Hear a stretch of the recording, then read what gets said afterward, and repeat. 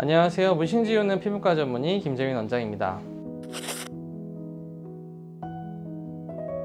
사실이긴 합니다. 이제 항상 그런 건 아닌데 일반적으로 움푹 들어가는 흉터보다는 튀어나오는 흉터가 많이 발생하는 것 같습니다. 이것은 이제 문신을 제거하면서도 발생할 수 있는 거기도 하고요.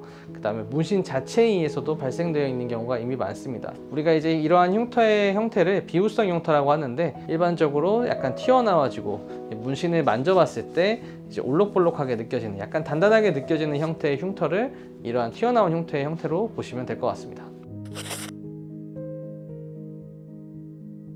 문신에 따라서 많이 달라질 것 같은데요. 문신을 제거하는 시술 자체도 어떻게 피부한테 보면 굉장히 좀 큰 자극이 될 만한 시술이기 때문에 상처를 내는 시술이기도 해서 이러한 상처로 인해 피어나오는 흉터가 발생하는 경우가 굉장히 좀 많은 것 같고요. 문신의 색소가 굉장히 좀 양이 많거나 좀 문제가 있는 경우에 많이 발생하는 것 같습니다. 그리고 또 문신 자체만 보더라도 일반적으로 좀 가늘고 연한 문신 같은 경우에는 튀어나온 흉터가 좀 덜 생기는데요, 선이 두껍거나 색이 많은 분들 같은 경우는 문신 염료를 넣기 위해 많은 자극이 들어가게 돼서 이로 인해서 이미 흉터가 발생하는 경우도 꽤 많은 것 같습니다.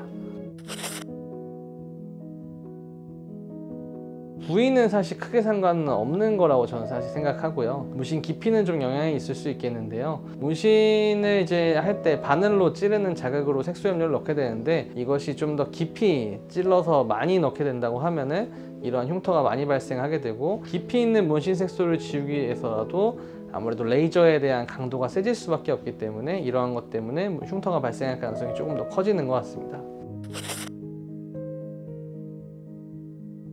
일단은 이미 살이 튀어나와 있는 경우에는 제가 시술을 하면서 경과를 보면서 주사 치료를 좀 권하는 경우가 많은 것 같습니다. 그리고 흉터 치료도 좀 같이 하자고 말씀을 드리는데요, 문신 제거 시술을 하기 전에 프랙셔널 레이저 치료를 같이 하고 있는데, 이 치료의 강도를 좀 조절해서 흉터에 좀 알맞는 파워로 치료를 권해드리는 편이고, 주사 치료는 스테로이드를 사용하게 되는데, 스테로이드 주사를 하게 되면은 단단한 흉터 조직이 조금 더 말랑해지면서 좀 들어가게 되는 효과를 보일 수 있다 생각하시면 될 것 같습니다.